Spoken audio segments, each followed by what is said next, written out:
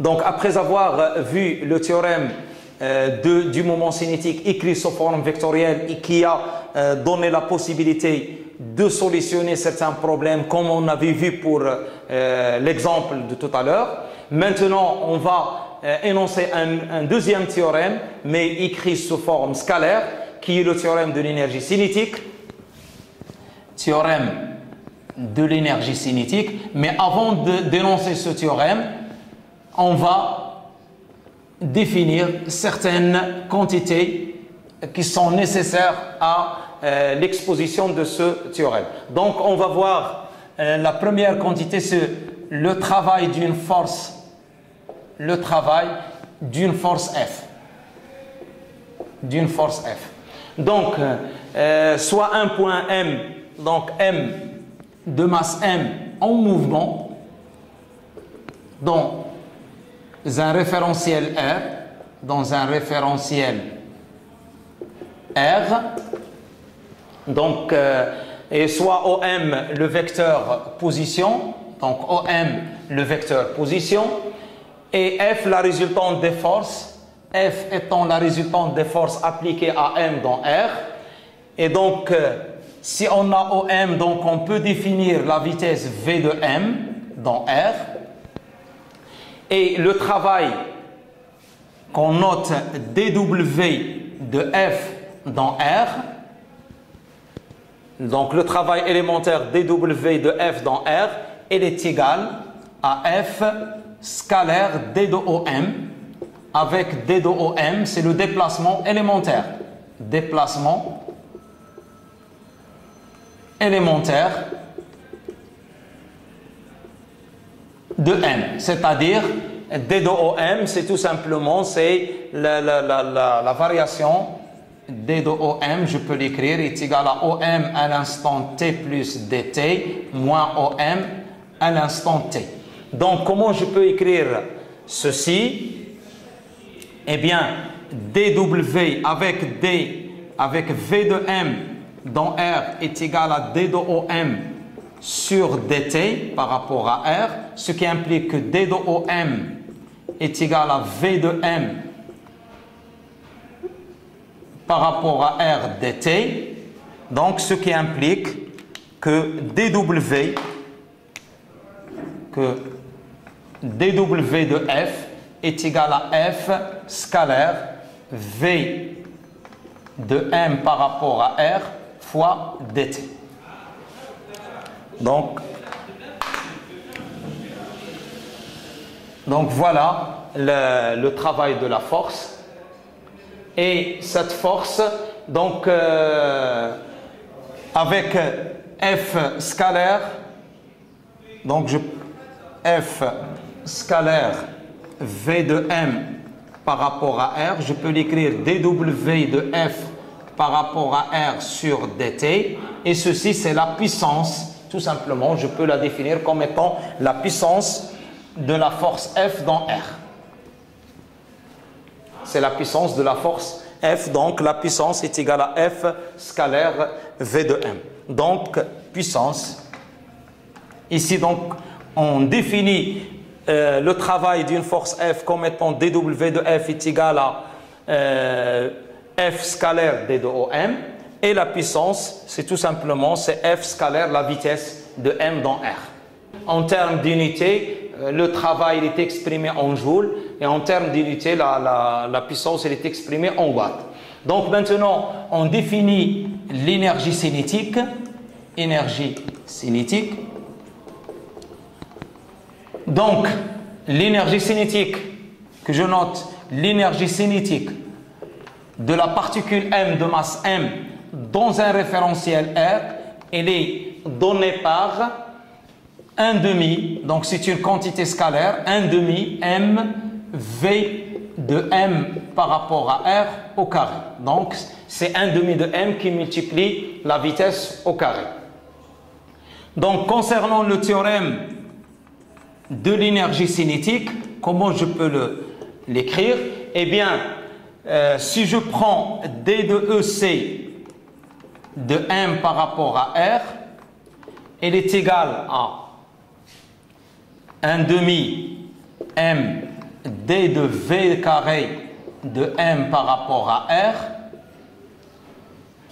ce qui implique que D de EC de M par rapport à R, il est égal, bien sûr, la dérivée est faite dans R, est égal à M V de M par rapport à R, D de V de M par rapport à R.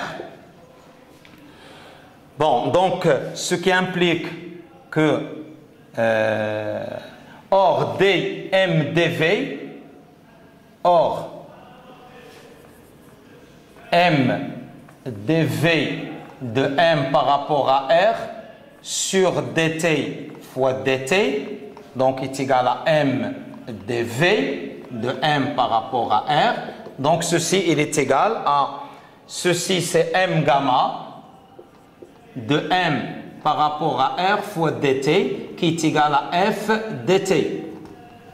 Voilà. Donc ce qui nous donne tout simplement, ce qui nous donne que D de EC de M par rapport à R, à quoi est égal? Donc je remplace, donc c'est M V de M par rapport à R fois F fois dt, donc je remplace dV. Or MV, or V de M par rapport à R fois dt, ce n'est que D de OM. Donc ce qui implique que D de EC, donc tout simplement VMF dt, donc D de EC de M par rapport à R, elle est égale, donc je remplace ceci, donc c'est F D de OM. Donc qu'est-ce que je trouve? Eh bien que la variation du moment de l'énergie cinétique, de la quantité énergie cinétique, D de EC, donc la variation, est égale à dW de F dans R. Et donc, ça c'est l'écriture, c'est ça le théorème de l'énergie cinétique. C'est le théorème de l'énergie cinétique. Donc, comment on peut l'énoncer? Donc, pour un référentiel R, donc la variation de l'énergie cinétique, ce n'est que, elle est égale, donc pour un référentiel galiléen R, la variation de l'énergie cinétique du point matériel entre deux instants T1 et T2 est égale au travail de la force résultante F appliquée à ce point matériel entre ces deux instants. C'est-à-dire que pour deux instants différents, entre T1 et T2, donc j'aurai EC de M par rapport à R, il y a EC1, EC2 moins EC1 de M par rapport à R est égal à W pour aller de 1 à 2 de F par rapport à R. Voilà, c'est une écriture, autre écriture. Donc il y a plusieurs façons d'écrire le théorème de l'énergie cinétique. Pour un référentiel non galiléen, comme on a fait pour le théorème du moment cinétique dans un référentiel galiléen et dans un référentiel non galiléen, on peut aussi énoncer le théorème de l'énergie cinétique dans un référentiel non galiléen. Donc D de EC de M par rapport à R1 est égal, donc si on fait le calcul, est égal à F, donc c'est D sur, donc c'est D de 1 demi, M V carré de M par rapport à R1, donc on fait la dérivée dans R1. Si je fais les calculs, c'est M V de M par rapport à R1, D de V de M par rapport à R1, et D de V de M par rapport à R1, comme j'ai fait tout à l'heure, donc je peux l'écrire, c'est M V de M par rapport à R1, gamma de M par rapport à R1 dt. Et M gamma R1, donc c'est tout simplement, c'est V de M par rapport à R1. je remplace M gamma, c'est quoi? C'est tout simplement, c'est F plus FIE plus FIC. Donc, je remplace M gamma R1. Donc, j'applique le PFD dans un référentiel non galiléen fois dt. Et donc, ceci, c'est quoi? C'est F plus FIE plus FIC scalaire et V de M R1 sur dt. Donc, c'est D de O1M.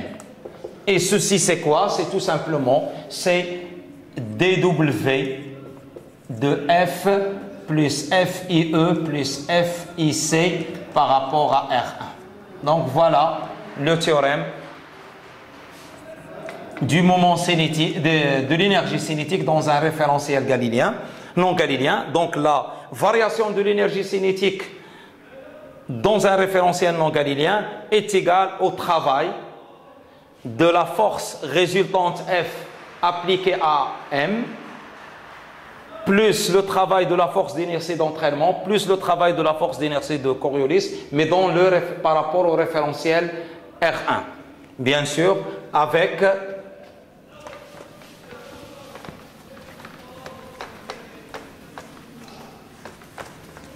il faut bien préciser que avec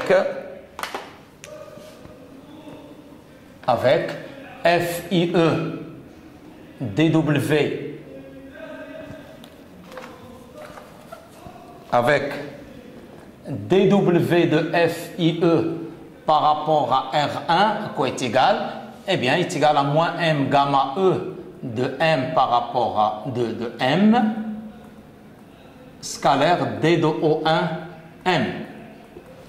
Et dW de FIC par rapport à R1 est égal à moins M gamma C de M scalaire D de O1M. Voilà. Et dW, bien sûr, de F, la résultante par rapport à R1, est égale à F scalaire D de O1M. Donc voilà les quantités qui apparaissent ici. Donc voilà l'écriture de ce théorème, que ce soit dans un référentiel galiléen, on trouve uniquement le travail des forces résultantes, mais lorsque on l'applique dans un référentiel non galiléen, il s'ajoute, en plus des forces résultantes, il s'ajoute le travail de la force d'inertie de Coriolis, plus le travail de la force d'inertie d'entraînement, mais par rapport au référentiel R1.